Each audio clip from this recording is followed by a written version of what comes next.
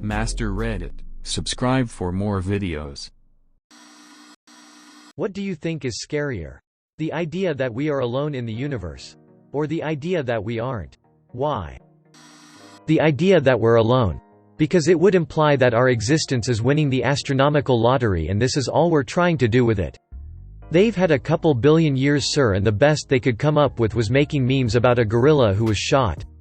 Not again. Let's scrap it and start over. Take 14,960. What is this negative nonsense? You type that comment on a supercomputer that fits into your pocket. In 30 years we have cut extreme poverty in half and are living in the most peaceful time in history. You can ascend to the heavens on a chair in the sky and be halfway around the world in hours. We've put men on the moon. Found time to create amazing music and film. While things aren't perfect, humanity has done amazing feats for starting as slime crawling out of the ocean. When you say it this way, I think even the bad stuff is pretty impressive for slime crawling out of the ocean. That we are alone. Given how massive the universe is in space and time, the idea that Earth is the only place where any life form exists is unsettling. Everyone seems to be assuming that other life means humanoid or intelligent. To me it just means any life form. Carbon-based or made of elements unknown to our galaxy. There has to be something else. Let's imagine the life of a cell. All it knows is that it is surrounded by other cells and a small area which it thinks is its big world. I believe we are like cells to the current imaginable universe in contrast to an even bigger reality. That's how I've looked at it. If you look at the world through this lens, that the size of things doesn't really matter, but how it operates, you can sort of see how the universe is all patterns, all the way down.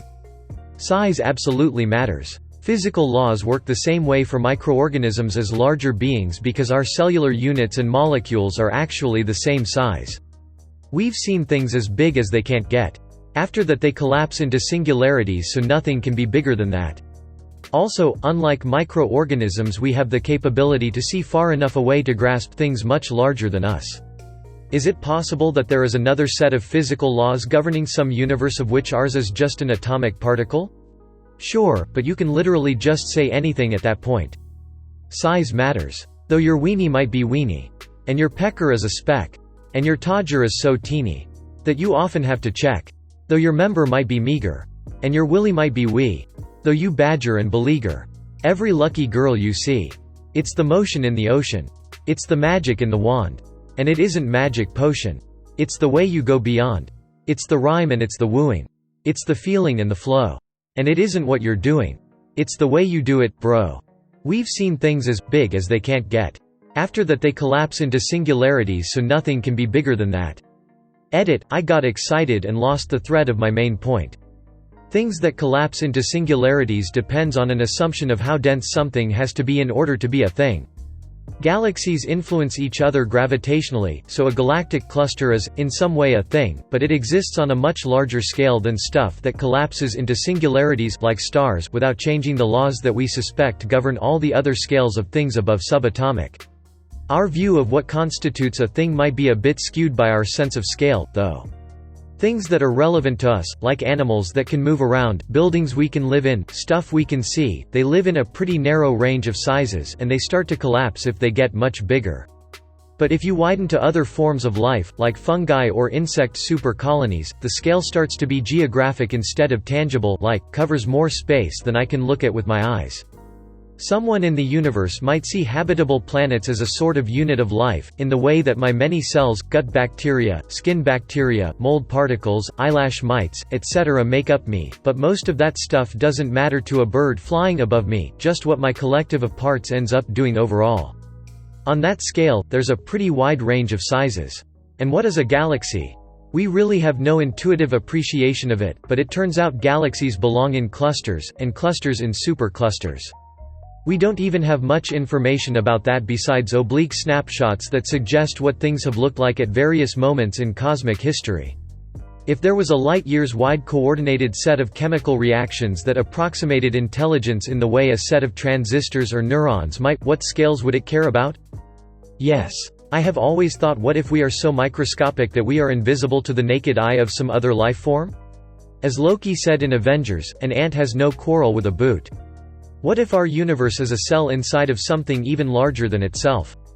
It's a cool thought. Like our universe is the equivalent of an element with its electron cloud. The actual volume of it is mostly empty but has subatomic interactions inside of its volume. And the electron cloud is the boundary of it, under stable conditions. Like, our universe could be some super complex particle within a larger universe. Our time span could be forever to us and instantaneous to others in the super universe. It's all relative. The heat decay of our universe is the half-life time of us being a particle in the super universe. But Men in Black already thought of this. When you think about how quickly life became intelligent, humble species brag, in comparison to the time the universe has existed, it would be very unlikely that life in the universe was still in an unintelligent phase. Humanoid I don't think is a necessity though. Cavemen had no idea about whales, whales had no idea about cavemen. Both existed, but neither believed the other existed because their minds couldn't comprehend it. There are more stars in the universe than there are all of the grains of sand on Earth. Many of those stars have multiple planets orbiting them. There is life. Distance and the Great Filter are far more terrifying to me. Tell me Op, have you read the Three-Body Problem series? Yes. Before reading the series, I would think being alone would be scarier. The dark forest theory makes the existence of alien civilizations far scarier. ETA, I was cheering on the recommendation the Three-Body Problem series. Sadly, for once my not using sufficient hyperbole meant my seconding the suggestion to Op was lost. How so? I haven't read the series and you can spoil whatever you want to explain.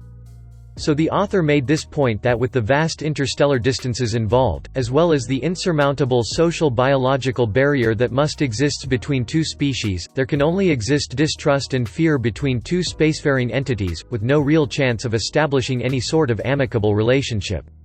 Thus, Hunters in the Dark Forest becomes the central running theme of the series as it reflects the state of the galaxy and its inhabitants, that we're all essentially entities with an overpowering will to survive, yet with no clear way to judge other parties' intentions and capabilities without compromising our own means of surviving, just like a bunch of armed people stumbling through the woods in the dark by their own. Therefore, it has become some sort of an unspoken, universal rule among the species of the universe: hide, or kill. That's interesting. I may give the series a read through one of these days. Thanks. Personally, I would recommend the audio book.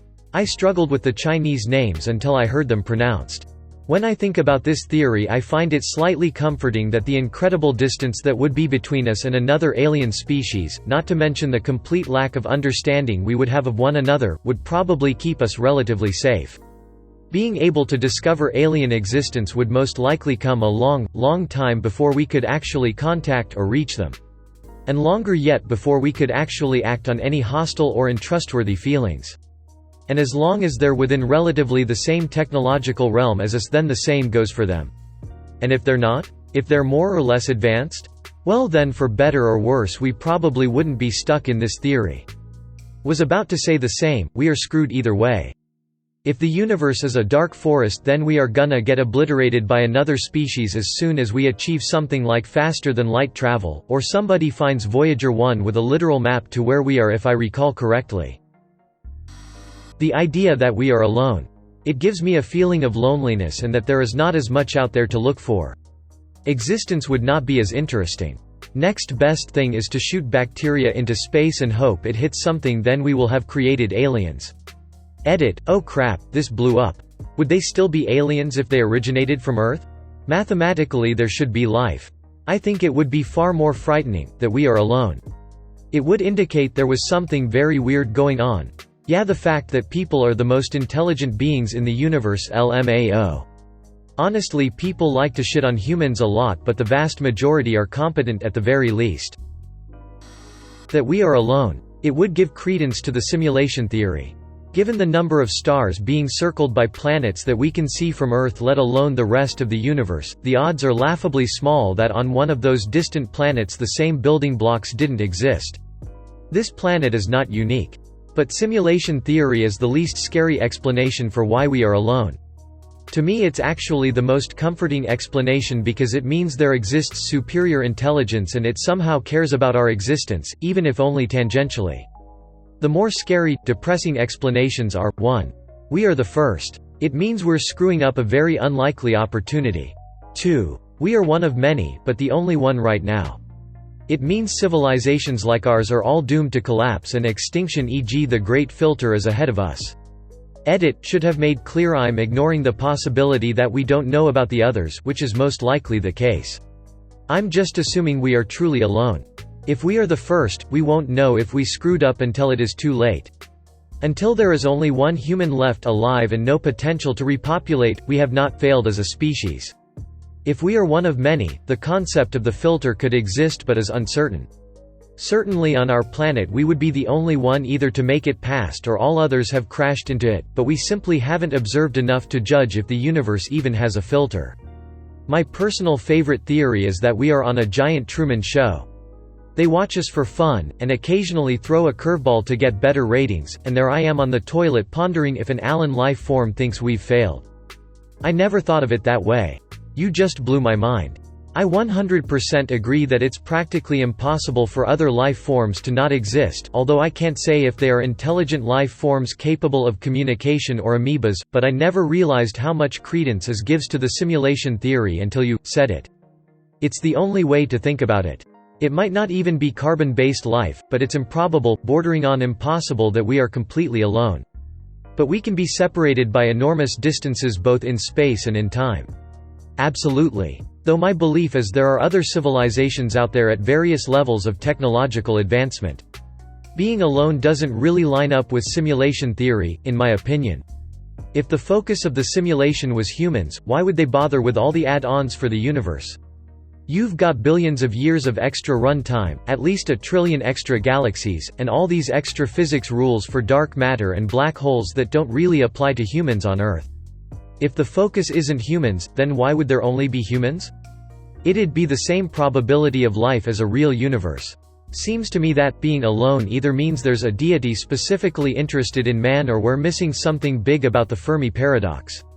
We could also just be alone in time. Civilizations could have sprung up throughout time and space, but perhaps they've all died out and have left us alone in the present. It could be that one day we'll die out and some other life form will develop into a civilization and wonder if they're alone. Either way, it's pretty interesting. There is a theory I like that tries to explain the Fermi paradox. The theory is called Angels and Apes and basically states that any given civilization will most likely develop extremely fast compared to the age of the universe. If you take humanity from example, we evolved from our last common ancestors with the other great apes in a matter of millions of years. Then culturally, once we evolved into Homo sapiens, we developed from the cave people to today's modern society in a matter of tens of thousands of years, with the last few centuries bringing extremely fast cultural and technological progress. Millions of years is nothing compared to the age of the universe, and timeframes like thousands of years and centuries are even smaller fractions yet, like milliseconds compared to the age of the universe. So if you take our current technological state, you could say that our way of communicating, radio, is broadly comparable to what we had 40 to 50 years ago and will remain comparable to the near future when we develop some new revolutionary technology that will drastically change the way we communicate. Considering that a timeframe of a century or two is just an extremely small part of a civilization's life, if there are other active civilizations in the galaxy, it is extremely unlikely that they will be on the same technological level as us. We will be surrounded by either apes, civilizations much less developed than us, like for example our Neanderthals, or angels, civilizations significantly more developed by us, and we wouldn't be able to communicate with neither, with the apes because they lack the necessary technology, and with the angels, because they would be as much interested in communicating with us as we would be with ants.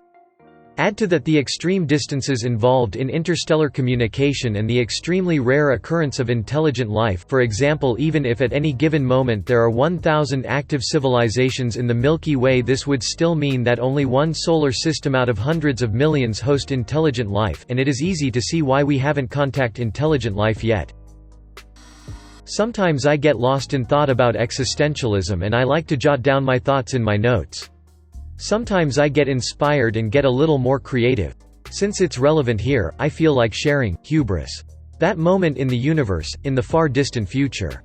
When all stars have depleted their fuel. The red giants have all gone dark. All molecules have broken down to the most elementary version of their particles. Nothing exists. There is no heat. No expansion. Just absolute cold and darkness. Perfect stillness, as if time had ceased to exist. Heat death. And then suddenly, at a moment less brief than moments can be, the universe compressing back into a singularity smaller than can possibly ever be comprehended by the likes of mankind, particles rushing to a singularity so quickly as if they were never there. Then just as abruptly, repelling away as if it were always repelling. Expansion faster than light, and a universe born again in an instant. The computer beeped away, to indicate another Big Bang occurrence in the simulation.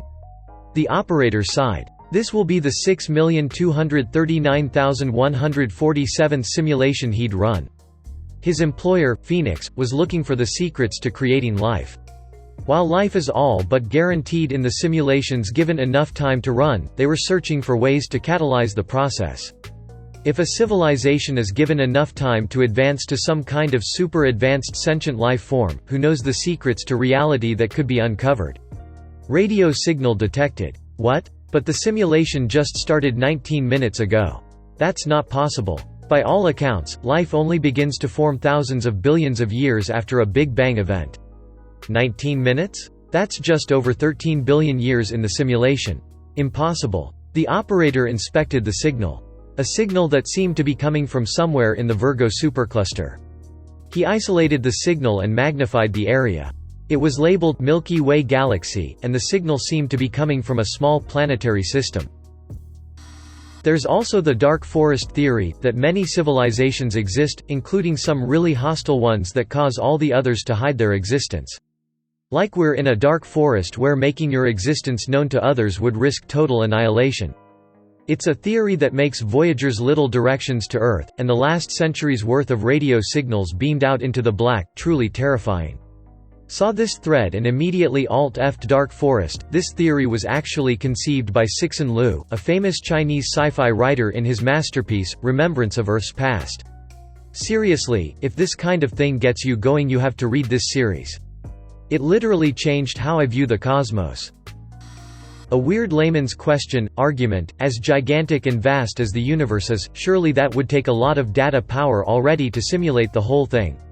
If we in this vast universe are to find another society somewhere far away, somewhere we are disallowed to ever reach due to the laws of physics, but which we could still communicate with, or receive signals, material such as photos, audio, and film, then would it really hamper the simulation all that much to just simulate messages sent to us from there? Billions of galaxies, unlimited stars, a universe grander than what we can see, wouldn't that demand far more data power than simulating another populated planet?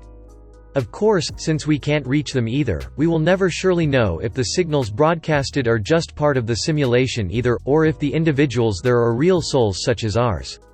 Simulating communication from another planet surely won't take up much power. Would the simulation theory demand that that society actually has lived and developed up until the point that we got to know about them, or could the simulation just make them up on the spot in some sort of a Truman-esque fashion?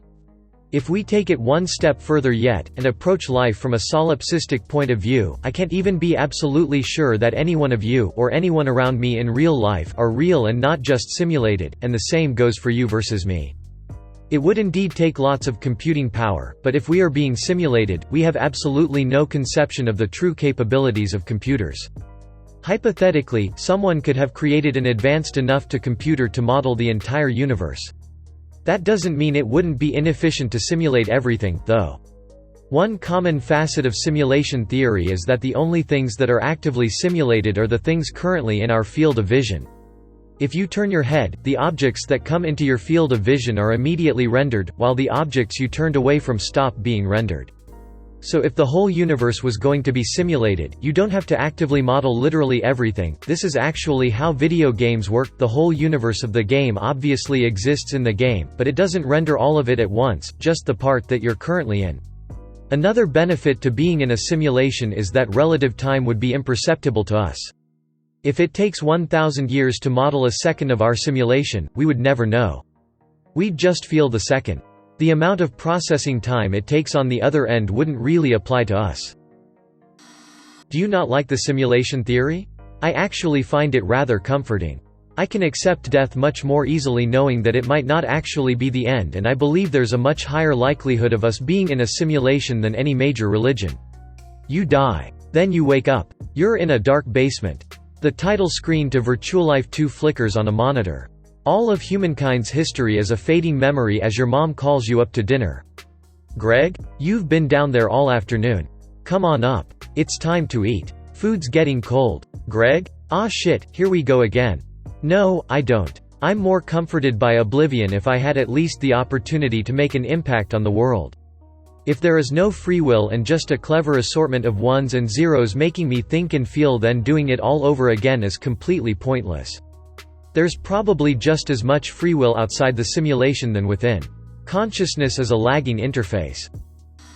I think the scariest thing is that if an asteroid hit Earth right now and destroyed everything, nothing that we know of will recognize any record of anything that ever happened on Earth.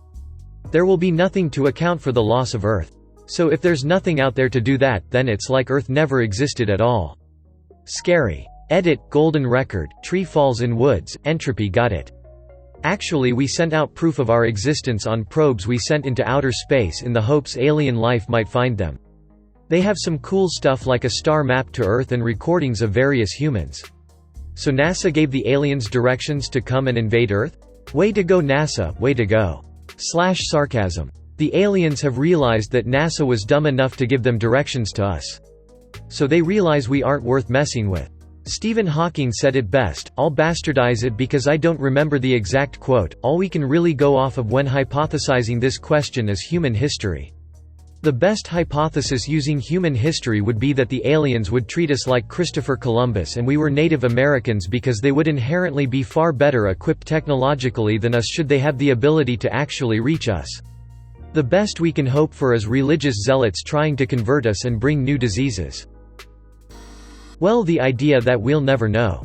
There are lots of paradoxes and problems regarding aliens. If they are there at all, have they developed technology advanced enough to create electromagnetic signals, and if yes, why we haven't seen any signs throughout the visible universe?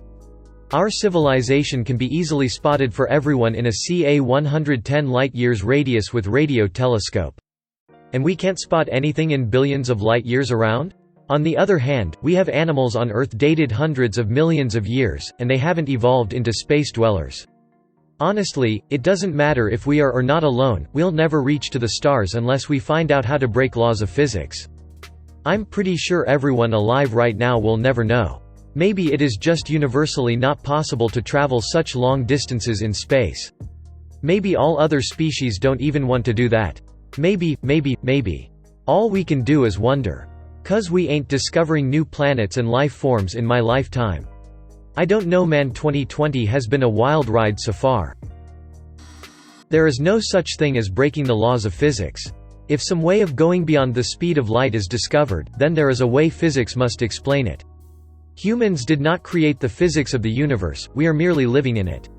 Think of it as if you are playing a video game. If you jump off a building and survive regularly, you are not breaking the physics of the game, you just discovered there is no fall damage. Breaking physics would be to reprogram the game to do something it isn't supposed to do. Right. We don't create the laws of physics, math, and all the other basic sciences. We simply discover them. And right now humanity has probably just a page from the whole library of those laws. I have recurring dreams, nightmares, of an alien invasion. It usually follows some kind of theme where there are instantaneous global sightings and amped-up military engagements, reconnaissance to determine the potential threat. I live close to a large airbase, by the way. I'll see it pop up on the TV, and whenever my family and I go outside we will spot a group of them. It's usually just a blip, like they are turning their cloaking devices on and off. But it's one of the most terrifying feelings I've ever experienced. Sheer terror and panic grip us and we all confirm what we saw. Nothing I've experienced in real life has filled me with that type of dread. For some reason I'm always convinced there is nowhere to hide, and not knowing what is the exact threat gives me a feeling of futility, helplessness. There is nothing we can do to stop them from having their way with us. Sometimes it feels like they just start bombing the whole planet at once or something.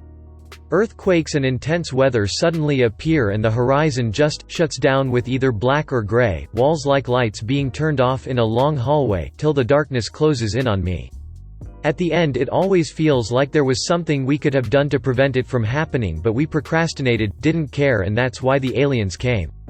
A few times the sky literally tore open and what felt like angels, demons, interdimensional beings just came spewing through, like projectile vomit through a wet paper bag.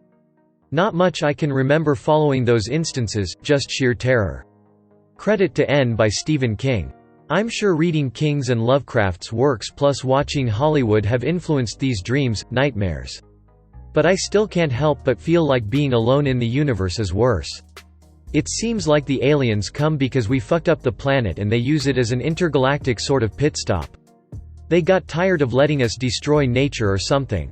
It's not like they were evil, it was like they had some sort of grand scheme way beyond what some hairless chimps could comprehend.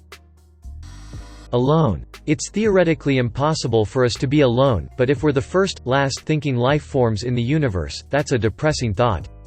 'Cause that means someday, the last human being will die out and that will be the end of all progress. Sure, life will go on, but would another species step up and do better than us? Can they? Will they? I guess the not knowing is the worst part of it. Theoretically extremely unlikely. Not impossible. I mean, I'm no expert but I'm pretty sure Earth and mankind becoming the way they are was also an extremely unlikely occurrence. Very much this. There had to be heavy bombardments, eukaryotic evolution, snowball Earths, ices ages, plate tectonics and retard frog squirrels just for us to be here. Thanks for watching. If you think we aren't alone in the universe, then leave a comment below.